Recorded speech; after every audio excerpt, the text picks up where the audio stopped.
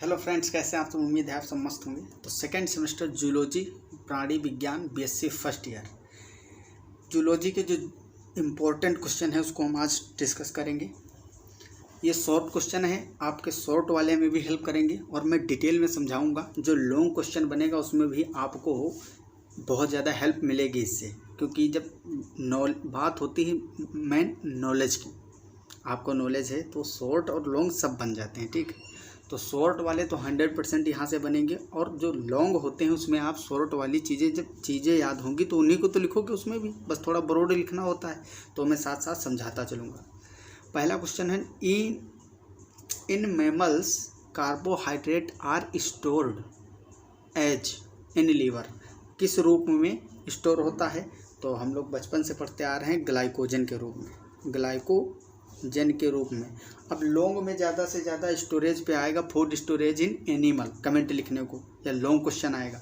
तो आपको याद क्या रखना है, ये मान लो हमारी ब्लड वेसल्स है, ठीक है, ब्लड वेसल, इसमें हर चीज़ की कंसंट्रेशन जानते हो, मैंने कई बार हर लेक्चर में बताता हूँ, ये इंपॉर्टेंट भी है हमारे लिए समझना।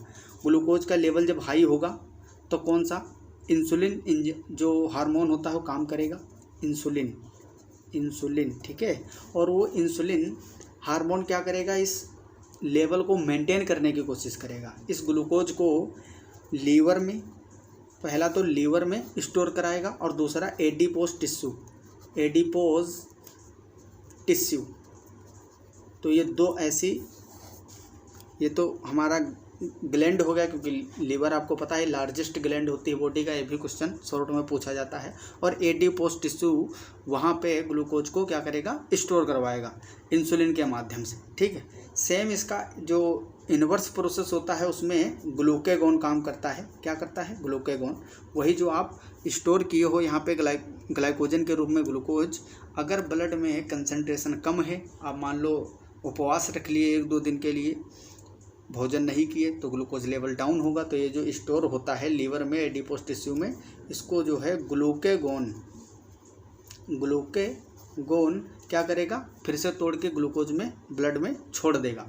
तो इससे आपका डाइजेशन और हार्मोन दोनों वाला कंसेप्ट साथ साथ हो रहा है।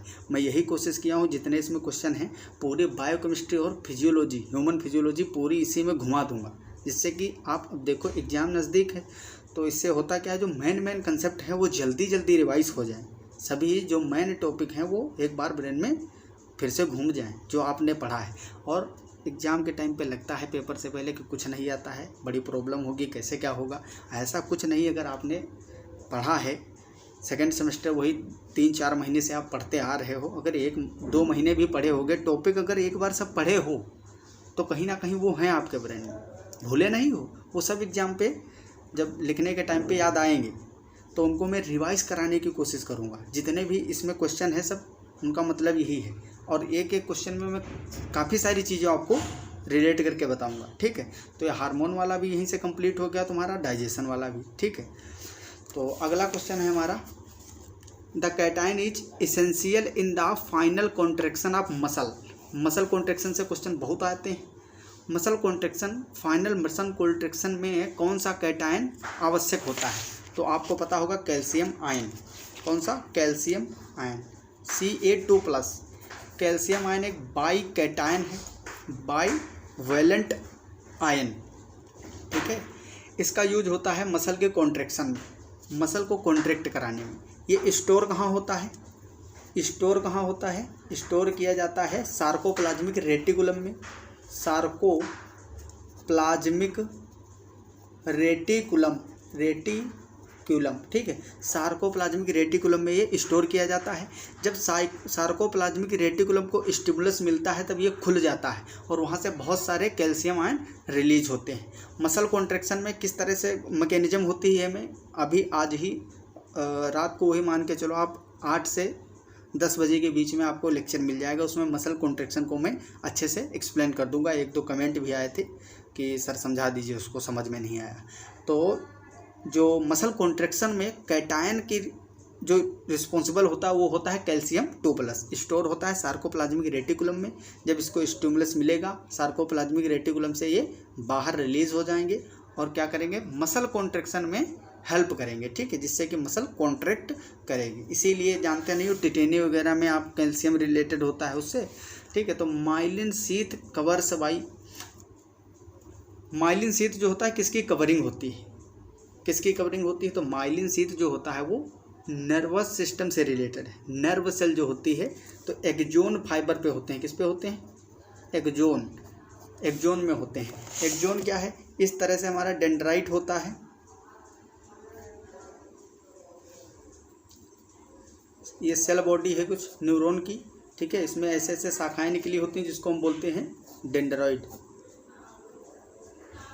ठीक है। और इससे निकला होता है हमारा एक्सोन, इसके ऊपर माइलिन शीथ चढ़ा होता है, इस तरह से माइलिन शीथ चढ़ा होता है एक्सोन के ऊपर। बीच में होता है node of Ranvier, node of Ranvier होता है, इसको बोलते हैं माइलिन शीथ, माइलिन शीथ। इसमें स्वान सेल यहाँ पे प्रेजेंट होती हैं, इसको बोलते हैं स्वान सेल, ठीक है, स्वान सेल्स। तो ये जो माइलिनेटेड एक्सोन होते हैं ये सभी न्यूरॉन पे माइलिन शीथ नहीं होता है, स्वान सेल हो सकती है सब में, लेकिन माइलिन जो होता है माइलिन शीथ मतलब हो सकता है, लेकिन स्वान सेल कोई ज़रूरी नहीं कि हर जगह हो। तो ज़्यादातर माइलिनेटेड न्यूरॉन जो होते हैं वो हमारे ब्रेन वाले पार्ट में होते हैं। ब्रेन का जो कॉर्टेक्स है, हमारे मस्तिष्क का कॉर्टेक्स, बलकुट वाला भाग, उसमें तो 100% आपको माइलिनेटेड फाइबर ही मिलते हैं। तो ये कवरिंग होती है एक्सोन की, इसके ही कारण नोड ऑफ रेनवियर बन जाते हैं। अगर ये माइलिन शीथ हट जाए तो सीधा एक्सोन ऐसे हो जाएगा, तो इसमें नोड ऑफ रेनवियर तो बन नहीं पाएंगे। नोड ऑफ रेनवियर बोल रहे हैं जो ये खाली जगह है जहाँ पे माइलिन शीथ अब्सेंट है। तो माइलिन शीथ का बहुत बड़ा इम्पोर्टेंट रोल होता है। माइलिन शीथ होने के कारण जो इसमें केमिकल सिनेप्सिस होती है, जब इसमें एक्शन पोटेंशियल ट्रेवल करता है एक्सोन में, तो इस तरह से तड़क तड़क के करता है। अगर माइलिन शीथ नहीं होगा तो रेगुलर करना पड़ेगा, उसमें टाइम ज़्यादा लगता है। इसमें देखो इतना गैप हो जा रहा है, तो जल्दी जल्दी इस तरह से ट्रेवल करता है। तो माइलिन शीथ ज़्यादातर आपको ब्रेन के जो एक्सोन्स होते हैं, न्यूरॉन्स होते हैं, उनके एक्सोन पे मिलता है, क्योंकि ब्रेन में ट्रांसफ़र बहुत जल्दी, बहुत ही फास्ट, रैपिडली ज़रूरत होती है। इसके बाद में यहाँ पे इसकी सिनेप्टिक पुटिकाएँ होती हैं इस तरह से, ठीक है, सिनेप्टिक पुटिकाएँ जिनमें कि न्यूरोट्रांसमीटर बहुत सारे भरे होते हैं। एक्सोन टर्मिनल भी इसको हम बोलते हैं। तो और इसमें निस्सेल ग्रेन्यूल्स होते हैं और एक न्यूक्लियस प्रेजेंट होता है, इसको सेल बॉडी बोलते हैं। क्या बोलते हैं, सेल बॉडी। ये तुम्हारा न्यूक्लियस हो गया, और ये जो दानेदार इसमें पदार्थ भरा रहता है जिसको बोलते हैं निस्सेल ग्रेन्यूल्स, ठीक है। तो ये आप लोग इसका जो है जनरल स्ट्रक्चर जानते ही होंगे, 9th से पढ़ते आए हैं न्यूरॉन सेल का। तो माइलिन शीथ जनरली एक्सोन के ऊपर पाया जाता है। The yellow colour of urine of vertebrate is because of, urine जो होता है मूत्र, वो येलो कलर का क्यों होता है वर्टिब्रेट का, तो जो एक्सक्रीटा होता है उसका येलो कलर बाइल पिगमेंट के कारण होता है। कौन सा, बाइल पिगमेंट सीधे लिख सकते हो, या फिर बिलीवर्डिन और बिलीरुबिन लिख सकते हो आप, बिलीरुबिन और बिलीवर्डिन, बिलीवर्डिन, ठीक है। ये दोनों क्या हैं, इनको हम कह सकते हैं बाइल पिगमेंट। बाइल पिगमेंट जो होता है इसके कारण इनका येलो कलर होता है। बाइल पिगमेंट कहाँ टूटते हैं, ये जो आरबीसी टूटती हैं उससे ही बनता है बिलीवर्डिन और bilirubin, bile pigment. Vitamins are responsible for, ये किस लिए रिस्पॉन्सिबल होते हैं, तो ये मेनली डिफिशियंसी जो डिजीज़ होते हैं, डिफिशियंसी डिजीज़, अगर इसकी कमी होती है विटामिन की तो इससे हो जाते हैं डिफिशियंसी डिजीज़, ठीक है। PH and temperature play a very effective role in, तो ये कल वाला ही क्वेश्चन रिपीट हो गया, आपको पता ही था। जो पीएच और टेम्परेचर होते हैं, लेकिन इससे कुछ अलग था थोड़ा क्वेश्चन। पीएच और टेम्परेचर का मेन इफेक्ट होता है एंजाइम एक्टिविटी, तो इसमें है vitamin activity, lipid, protein synthesis, इनसे रिलेटेड नहीं है। एंजाइम एक्टिविटी को बहुत ज़्यादा अफेक्ट करता है पीएच और टेम्परेचर, स्पेसिफिक होते हैं ये, ठीक है। The main and product of protein catabolism, जब प्रोटीन का कैटाबोलिज्म किया जाता है तो उसका and product, main and product क्या होता है, तो इसमें ये क्वेश्चन थोड़ा सा और मॉडिफाई करने वाला है, ठीक है, क्योंकि ये क्वेश्चन जो है बुक में कई बार ऐसे ही पूछा गया है एग्जाम में भी, लेकिन यहाँ पे लिखना चाहिए था कि इंसेक्ट के पूछ रहे हो या आप मैमल्स का पूछ रहे हो या ह्यूमन का पूछ रहे हो, क्योंकि प्रोटीन कैटाबोलिज्म के सभी प्रोडक्ट ये दोनों तो 100% प्रोडक्ट है, लेकिन इसमें आपको यूरिया लगाना है, यूरिक एसिड नहीं, क्योंकि यूरिक एसिड जो होता है वो पक्षियों में मिलेगा, आपको कुछ इंसेक्ट में मिलेगा, ठीक है, एंड प्रोडक्ट ऑर्निथिन साइकिल का, ठीक। तो इस तरह से आप याद रखोगे यूरिया। एंड प्रोडक्ट जो होता है, प्रोटीन को तोड़ते हैं तो यूरिया बनता है। कैसे बनता है आपको पता ही होगा, जो प्रोटीन होते हैं वो अमीनो एसिड से मिलकर बने होते हैं, इस तरह से बहुत सारे अमीनो एसिड्स। अब मान लो हम एक अमीनो एसिड को यहाँ पे ड्रॉ करें तो उसमें एक कार्बोक्सिलिक ग्रुप होता है COOH और एक NH2 अमीनो ग्रुप होता है, एक हाइड्रोजन होगा और एक इसमें होता है R ग्रुप। R में इसमें हाइड्रोजन भी हो सकता है, मिथाइल भी हो सकता है, अल्काइल ग्रुप कोई भी हो सकता है। यहाँ पे एक अमाइन ग्रुप है। यूरिया का जो स्ट्रक्चर होता है उसमें होता है NH2CONH2 एक कीटोन ग्रुप होता है और 2 अमीनो ग्रुप होते हैं। तो जब इसका कैटाबॉलिज्म किया जाएगा प्रोटीन का, तो प्रोटीन के कैटाबॉलिज्म से बहुत सारे यहाँ पे अमीनो ग्रुप रिलीज होते हैं, ठीक है, जिससे कि बन जाता है यूरिया। इसी तरह से यूरिक एसिड भी फॉर्म होता है। तो जब प्रोटीन का हम कैटाबॉलिज्म कराते हैं तो छोटे छोटे पहले अमीनो एसिड में खंडित होगा, क्योंकि ये पेप्टाइड बॉन्ड टूट जाएंगे, रिलीज हो जाएंगे अमीनो एसिड, फिर उनका भी फर्दर कैटाबॉलिज्म होगा तो उससे अमीनो ग्रुप रिलीज होंगे और बन जाता है फाइनली यूरिया, ठीक है। ये यूरिया कहाँ बनता है, ह्यूमन बीइंग की बात करें तो ये लीवर में बनता है, ठीक। इसीलिए लीवर बहुत इंपॉर्टेंट होता है हमारे बॉडी की टॉक्सिसिटी को बाहर करने में। लीवर के बहुत सारे काम हैं, मैक्सिमम प्रोटीन लीवर में बनती हैं। आपको मैंने बताया था कंपोजिशन ऑफ ब्लड वाले में, जो फाइब्रिनोजन था, ठीक है, एल्ब्यूमिन, जितनी भी मतलब ब्लड क्लोटिंग के लिए रिस्पॉन्सिबल हैं, जितनी भी हमारे बॉडी में एंटीबॉडीज़ हैं जो प्रतिरक्षा के लिए, इम्यूनिटी के लिए रिस्पॉन्सिबल हैं, वो सभी कहाँ बनते हैं, लीवर में।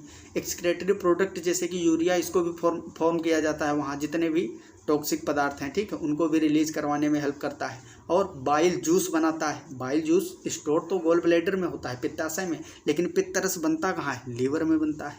और कौन सी चीज़ें, ये हमारे भोजन को जो ग्लूकोज है उसको स्टोरेज करने के लिए भी इसका यूज किया जाता है, क्योंकि ग्लाइकोजन के रूप में यही यूज किया जाता है, इसीलिए इसको लार्जेस्ट ग्लैंड बोला जाता है। बहुत सारी चीज़ें इसकी जो है कंट्रोल में होती हैं। तो इस तरह से जो हमारा प्रोटीन का कैटाबॉलिज्म होता है वो उसका एंड प्रोडक्ट मेन होता है यूरिया, ठीक है।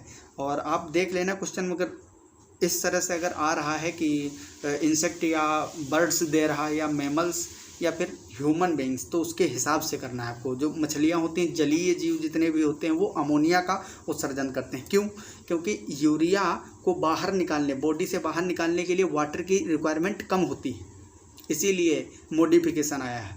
हम जो लोअर ऑर्गेनिज्म होते हैं जो वाटर में रहते हैं, वाटर में रहने वाले जो जीव हैं उनमें एक्सक्रेटरी प्रोडक्ट अमोनिया होता है। अमोनिया को बाहर निकालने के लिए बहुत ज़्यादा वाटर की ज़रूरत होती है, तो जो वाटर में ही रहते हैं उनको वाटर की कौन सी कमी, तो इसीलिए वो अमोनिया को रिलीज़ करते हैं।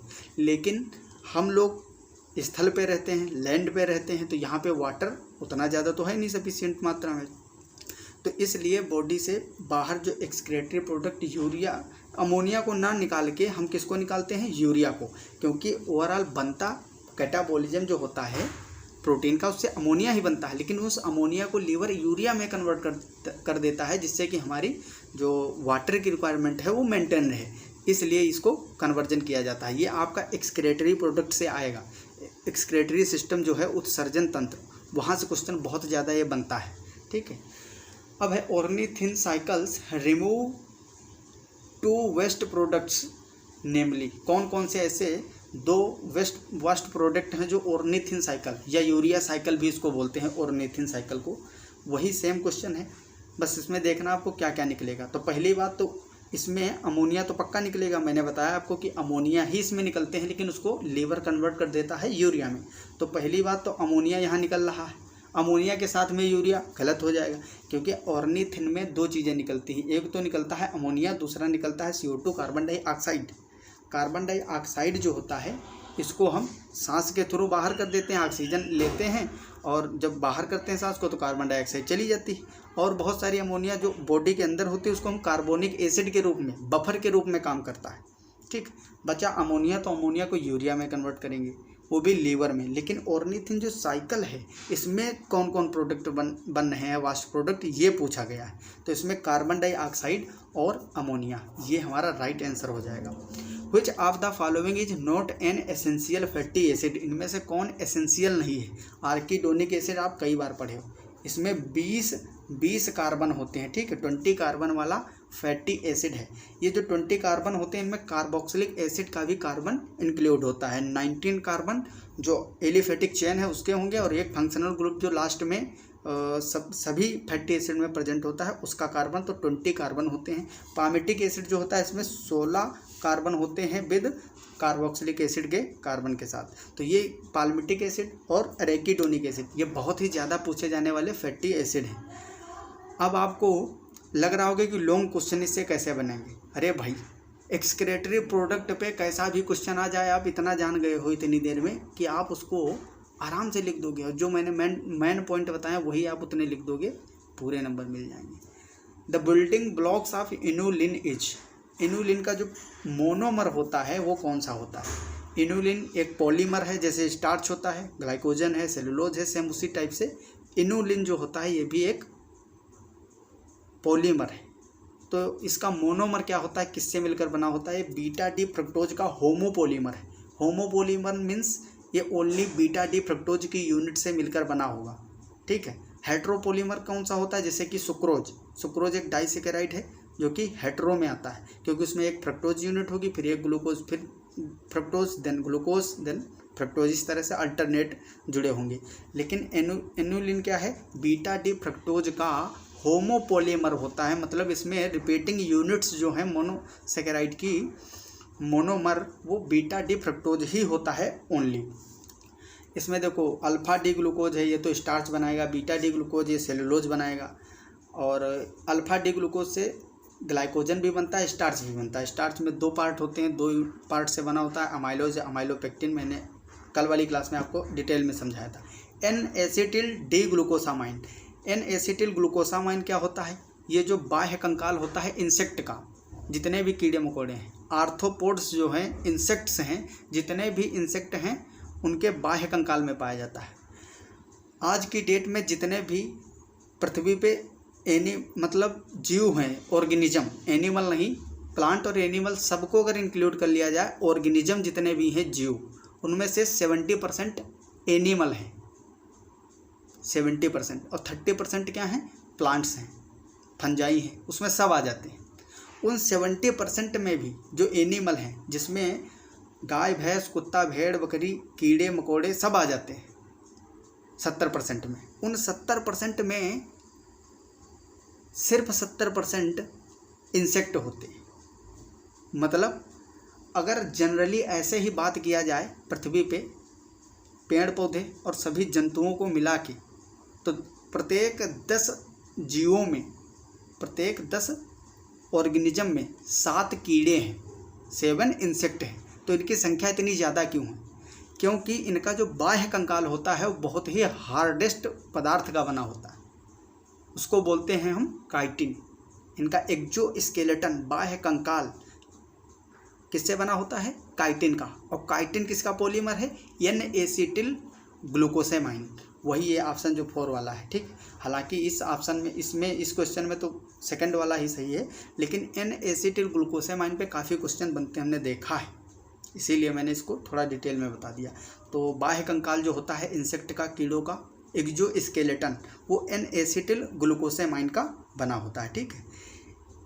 इसका मैंने पूरा काइटिन का डिटेल में स्ट्रक्चर बायोकेमिस्ट्री में आपको पढ़ाया है। बायोकेमिस्ट्री के लगभग 15 वीडियो, 15 से 20 लेक्चर पढ़े हुए हैं, उसमें पूरा मैंने कवर करवा दिया था लगभग आपका, आप वहाँ से देख ले। वहाँ सेलुलोज, फ्रक्टोज, ग्लूकोज, और ग्लाइकोजन हो गया, amylose, amylopectin, inulin, chitin, phospholipid, lipoprotein, sphingolipid, wax, fatty acid, glycerol, सारी चीज़ें कवर हैं उसमें, ठीक है। तो आप वहाँ से उसको देख सकते हैं।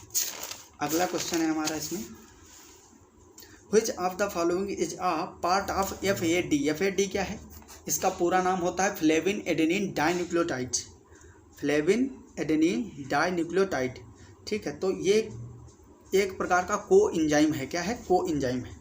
को एंजाइम मेनली किससे बनता है, नाइट्रोजनस बेस, और इसमें अगर हम विटामिन्स जोड़ देते हैं तो ये कोएंजाइम बनते हैं। कोएंजाइम बनाने के लिए बेसिक किसकी ज़रूरत होती है, पहला तो हमको नाइट्रोजनस बेस होने चाहिए, जैसे कि एडेनिन क्या है, नाइट्रोजनस बेस है। डाइन्यूक्लियोटाइड होता है एक, और इसमें क्या है, फ्लेविन। तो फ्लेविन क्या है, ये विटामिन होता है। तो ये मेनली इसका पार्ट कौन सा होता है, राइबोफ्लेविन। राइबोफ्लेविन, यहाँ से आप फ्लेविन, एडेनिन, डाइन्यूक्लियोटाइड अगर आपको नाम ही पता होगा तब भी आप लगा दोगे राइबोफ्लेविन। राइबोफ्लेविन एक विटामिन है, ठीक है। The hormone responsible for concentration of urine is, urine का जो सांद्रण होता है मूत्र का, वो किसके द्वारा किया जाता है? क्योंकि अगर सांद्रण कंसंट्रेशन ना किया जाए तो जितना भी वाटर है वो यूरिया बहुत कम यूज करती है वाटर को बाहर निकालने के लिए, फिर भी हमारी बॉडी से सारा पानी निकल जाएगा। जितनी बनती है रोज़ डेली का डेली लगभग 30 ग्राम बनती है यूरिया पर डे, तो उसमें से उस 30 ग्राम को भी बाहर निकालने में सारा पानी ख़त्म हो जाएगा, बॉडी डिहाइड्रेट हो जाएगी। इसलिए जो यूरिन होता है मूत्र, उसको काफ़ी ज़्यादा क्या किया जाता है, सांद्र किया जाता है, कंसंट्रेट किया जाता है कि जो निकल रहा है यूरिन उसमें बहुत कम पानी जा सके, यूरिन में यूरिया की कंसंट्रेशन काफ़ी हाई रहे। जैसे कि मान लो 1 ग्राम यूरिया को निकालने के लिए 1 लीटर पानी लॉस हो जाए, और 1 लीटर पानी में अगर आप 10 ग्राम यूरिया बाहर कर दो तो आपका पानी बच गया ना। तो इसलिए यूरिया की कंसंट्रेशन उसमें बढ़ाई जाती है। ये कैसे होता है, जो पानी छनके चला जाता है ग्लोमेरुलस से यूरिन में, उसको पुनः अवशोषित किया जाता है, रीएब्जॉर्ब किया जाता है। वो किस हार्मोन से होता है, एडीएच या एंटी डायूरेटिक हार्मोन्स इसका फुल नेम होता है, और इसको बोलते हैं वैसोप्रेसिन। इसके बारे में मैं लगातार 2-3 दिन से बता रहा हूँ, ठीक है। तो इस तरह से रीएब्जॉर्प्शन में ये पूरा भाग लेता है। मैक्सिमम रीएब्जॉर्प्शन जो होता है न्यूट्रिएंट्स का, वो पीसीटी में हो जाता है। आप लोग नेफ्रॉन इस समय स्ट्रक्चर इमेजिंग कीजिए, नेफ्रॉन देखे होंगे आप लोग सब लोग। छोटा सा मैं यहाँ पे ड्रा कर देता हूँ। ये है हमारा ग्लोमेरुलस, यहाँ पे इसका पीसीटी होता है, ठीक है। ये जाके ऐसे लोब ऑफ हेनले बनाता है, और ये इसका होता है डीसीटी, और इस तरह से जाके ये कलेक्टिंग डक्ट में जुड़ा होता है, ठीक है। ये है इसकी कलेक्टिंग डक्ट, ठीक है। तो ये नेफ्रॉन है, इसको इमेजिंग करो, ये पीसीटी है। ज़्यादातर न्यूट्रिएंट्स का रीएब्जॉर्प्शन जो होता है, पुनः अवशोषण, वो पीसीटी में हो जाता है। वाटर का मेन एब्जॉर्प्शन होता है डीसीटी और संग्राहक नलिका जो होती है कलेक्टिंग डक्ट, ठीक है। तो ये आपको याद रखना है। एडीएच जो होता है वैसोप्रेसिन, ये मेनली काम करता है कहाँ पे, डीसीटी पर करता है। अगर एडीएच किसी में कम है तो उसको प्यास बहुत लगेगी, पानी बार बार बॉडी डिहाइड्रेट रहती करने लगेगी, ठीक है। कंसंट्रेशन उतना बन नहीं पाएगा, उसका यूरिन उतना कंसंट्रेट नहीं निकलेगा बाहर, ठीक है। तो उसमें क्या डाइल्यूट यूरिन बाहर जाएगा, तो उसको पानी की बहुत आवश्यकता लगेगी। Saltatory conduction is found in, saltatory conduction कहाँ मिलेगा, साल्टेटरी का मतलब वही तड़क तड़क के जो कंडक्शन होता है, ठीक है, रेगुलर नहीं। तो ये वही होगा जहाँ माइलिनेटेड होंगे, माइलिनेटेड न्यूरॉन में, न्यूरॉन जो माइलिनेटेड न्यूरॉन होंगे एक्सोन फाइबर, वहाँ पे साल्टेटरी कंडक्शन आपको देखने को मिलेगा। The hormone progesterone is secreted by, progesterone hormone कहाँ से सिक्रेट होता है, ये ओवरी से सिक्रेट होता है। किससे, ओवरी, ठीक है, ओवरी से सिक्रेट होता है। और जब अंडाशय से सिक्रेट होगा, लेकिन जब ओवुलेशन होगा, ओवुलेशन अंडोत्सर्ग 14वें दिन पर, जो मेंस्ट्रुअल साइकिल होती है आर्तचक्र, वो मेनली जो है 28 to 29th डे माना जाता है। मेंस्ट्रुअल साइकिल का ये टाइम पीरियड होता है।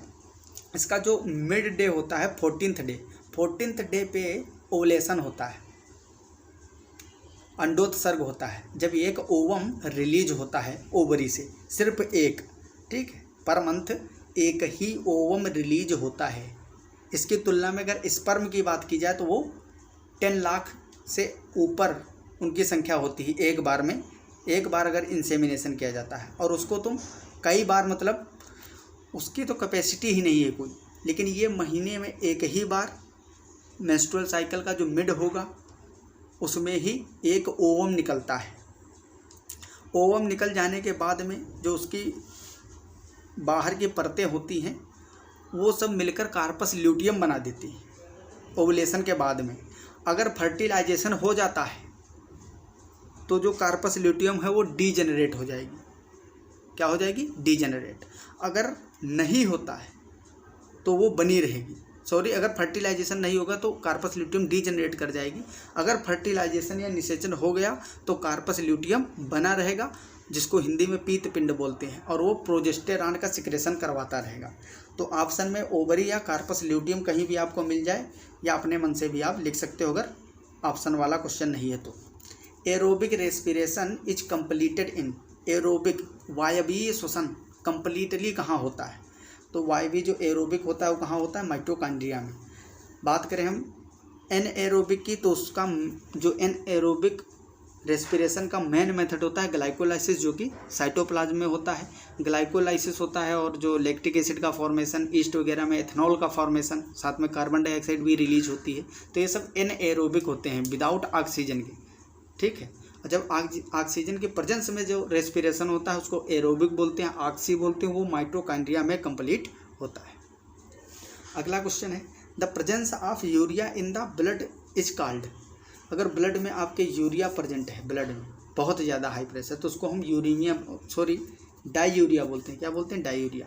अगर यूरिन में ग्लूकोज ज़्यादा होता है तो उसको ग्लूकोसूरिया बोलते हैं, ठीक। अगर ब्लड में यूरिया प्रेजेंट है तो उसको बोलते हैं डायूरिया, ठीक। Which of the following combination is a mismatch, इसमें से कौन मिसमैच है? साइनोकोबालेमिन, साइनोकोबालेमिन किसका केमिकल नेम होता है? विटामिन B12, इससे परनीशियस एनीमिया होती है, राइट। थायमिन विटामिन B1, इससे वेरी वेरी डिजीज होता है, ये भी सही है। निकोटीनिक एसिड, या इसको नियासिन भी बोलते हैं। क्या बोलते हैं? नियासिन। नियासिन मतलब विटामिन B3, इससे पेलाग्रा होता है, ये भी राइट।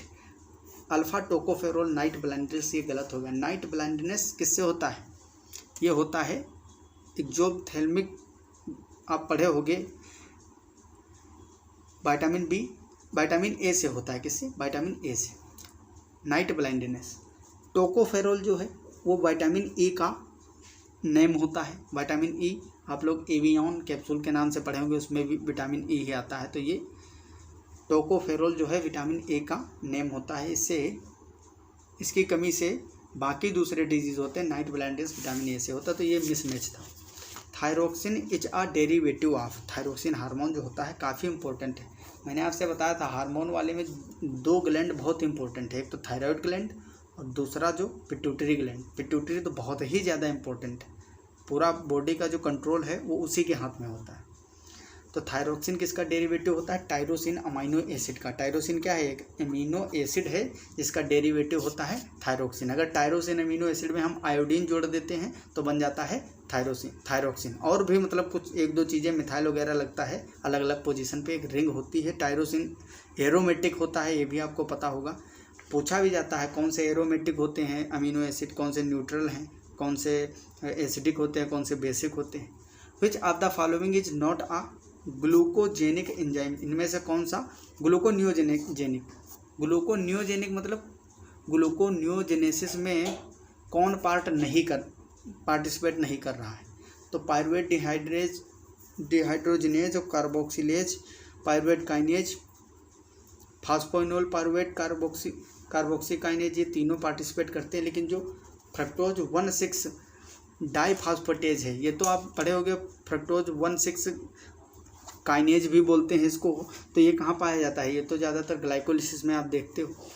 अगला क्वेश्चन है the protein component of enzyme is called, enzyme का जो प्रोटीन कंपोनेंट होता है उसको क्या बोलते हैं? Apo enzyme, holo enzyme, iso enzyme, या फिर आइसोकाइजोजाइम।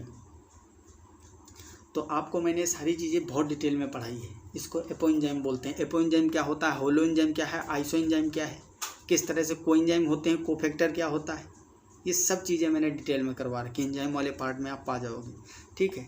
ये अमीनो एसिड कौन से एरोमेटिक हैं, कौन से नॉन एरोमेटिक हैं, सबका स्ट्रक्चर भी मैंने बनवाया है। कौन से न्यूट्रल हैं, कौन से बेसिक, कौन से एसिडिक, मैक्सिमम पार्ट तो आपका कवर हो गया था। बस बीच में मुझे टाइम नहीं मिला, इसके लिए बच्चे भी बहुत ज़्यादा नेगेटिव रिस्पॉन्स दिखाए हैं, लेकिन उसके लिए फिर से मैं अगेन सॉरी बोल रहा हूँ। टाइम नहीं था इसलिए जो है लेक्चर कंटिन्यू नहीं हो पाए थे। लेकिन जितना मैंने पार्ट कंप्लीट कर दिया, आपका पेपर 60% तो वहीं से बन जा रहा है। ह्यूमन फिजियोलॉजी छोड़ के जितना बायोकेमिस्ट्री था पूरा कंप्लीट करवा दिया था मैं, और वहीं से तो सब क्वेश्चन उठ के आ रहे हैं, ऐसे ही आएंगे एग्जाम में। What is the function of nervous tissue, nervous tissue का क्या फंक्शन होता है? रिस्पॉन्सिवनेस, कॉन्ट्रैक्शन, एक्सप्लोजन या फिर स्टिमुलेशन। तो आपको पता ही होगा जो उद्दीपन होता है स्टिमुलेशन, ये फंक्शन होता है नर्वस टिश्यू का, तंत्रिका जो ऊतक होते हैं।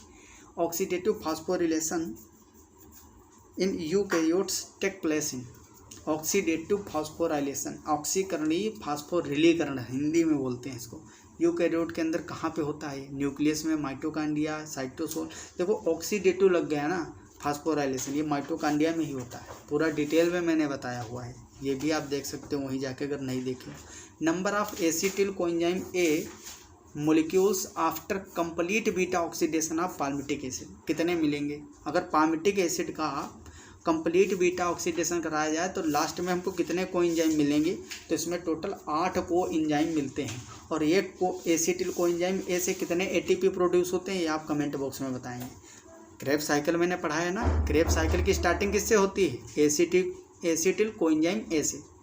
तो एक एसिटिल कोएंजाइम ए से हम पूरा एक क्रेब्स साइकिल घुमाते हैं, उसमें 3 जगह NADPH2 बनता है, एक FADH2 बनता है और एक GTP बनता है। एक NADPH2 जो होता है उससे 3 ATP मिलते हैं कंप्लीट ऑक्सीडेशन पे, एक FADH2 से 2 ATP मिलते हैं, एक GTP 1 ATP के बराबर होता है। तो वहाँ से आप कैलकुलेट करोगे एक पाल्मिटिक एसिड के मोलिक्यूल को कंप्लीट बीटा ऑक्सीडेशन से 8 एसिटिल कोएंजाइम ए बनेंगे और प्रत्येक एसिटिल कोएंजाइम ए से एक क्रेब्स साइकिल चलता है। तो एक से कितने मिलते हैं एटीपी? फिर एक पाल्मिटिक एसिड से 8 बन रहे हैं एसिटिल कोएंजाइम ए, तो इससे कितने मिलेंगे एटीपी? कंप्लीट जोड़ के बताना। 130 के अप्रोक्सीमेटली होंगे एटीपी, ठीक है। तो आप लोग कमेंट में ज़रूर बताएंगे और जो नए लोग हैं वो सब्सक्राइब जरूर कर लेना चैनल को। मैं ज़्यादातर कहता नहीं हूँ तो आप लोग भूल जाते हो, करते भी नहीं हो। Human beings are ureotelic, uricotelic, ammonotelic या नन ऑफ द एबव। आपको अभी बताया था ह्यूमन बीइंग्स जो होते हैं वो यूरिया को एक्सक्रेटरी प्रोडक्ट जो होता है हमारा यूरिया होता है। तो यूरिकोटेलिक मतलब यूरिक एसिड जो करते हैं, तो ये तो गलत हो गया, तो इसमें इंसेक्ट और बर्ड आते हैं। अमोनोटेलिक ये तो जो एनिमल हो ऐसे जो वाटर में रहते हैं। यूरियोटेलिक मतलब जो यूरिया का सिक्रेशन या उत्सर्जन करते हैं, excretion. Chylomicrons are formed during the digestion of, chylomicron का फॉर्मेशन कब होता है? तो आप इस तरह से जब डाइजेशन में किसी चीज़ की फॉर्मेशन की या कॉम्प्लेक्सिटी की बात आती है तो उसमें फैट ही आता है, ठीक। फैट का ही जो है काइलोमाइक्रोन का फॉर्मेशन जो है फैट से होता है। कार्बोहाइड्रेट, प्रोटीन इनका तो डाइजेशन ऐसे ही हो जाता है। रही बात विटामिन की तो डाइजेशन उनका होता ही नहीं है, सीधे इसे एब्जॉर्ब कर लिए जाते हैं, छोटे मोलिक्यूल होते हैं। फैट जो होता है वसा इसका इमल्सिफिकेशन होता है जिससे कि ये ग्लिसरॉल और फैटी एसिड में टूट जाता है फैट। फिर ये जो ग्लिसरॉल है वो तो सीधा एब्जॉर्ब कर लिया जाएगा, छोटा मोलिक्यूल है। फैटी एसिड को फर्दर लाइपेज से डाइजेस्ट किया जाता है। फिर काइलोमाइक्रोन का फॉर्मेशन होता है। काइलोमाइक्रोन का मतलब होता है जो फैट के स्मॉल यूनिट तोड़ी गई हैं इमल्सिफिकेशन और लाइपेज के एक्शन के थ्रू, उस पर प्रोटीन की कवरिंग चढ़ाई जाती है, तब वो बन जाते हैं काइलोमाइक्रोन्स। और उन काइलोमाइक्रोन्स को भी डायरेक्टली हम ब्लड ट्रांसफ्यूजन जो होता है उसमें नहीं हम यूज कर सकते, ब्लड स्ट्रीम में डायरेक्ट एब्जॉर्ब नहीं कर सकते। इन काइलोमाइक्रोन को भेजा जाता है लैक्टियल में, फिर लैक्टियल से ट्रांसफ़र करते हैं किसमें? लैक्टियल से ब्लड में ट्रांसफ़र किया जाता है।